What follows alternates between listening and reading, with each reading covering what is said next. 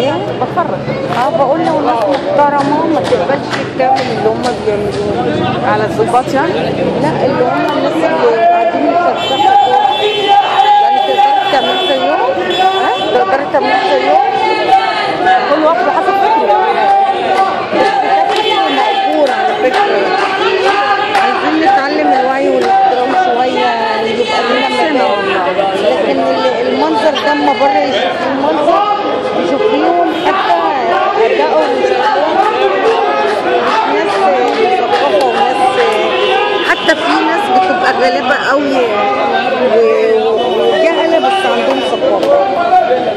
في ناس ما اتعلموش وعندهم ثقافه في احترام. اما دولت يعني مقبولين، كلهم مقبولين. هي الالفاظ نفسها الحلقه بتاعته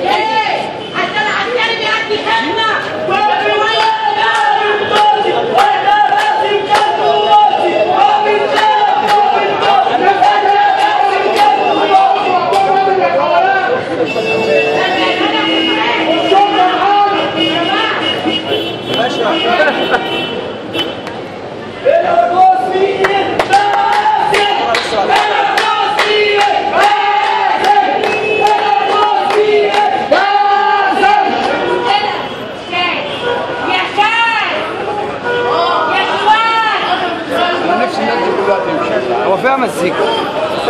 انا اول واحده هتمشي.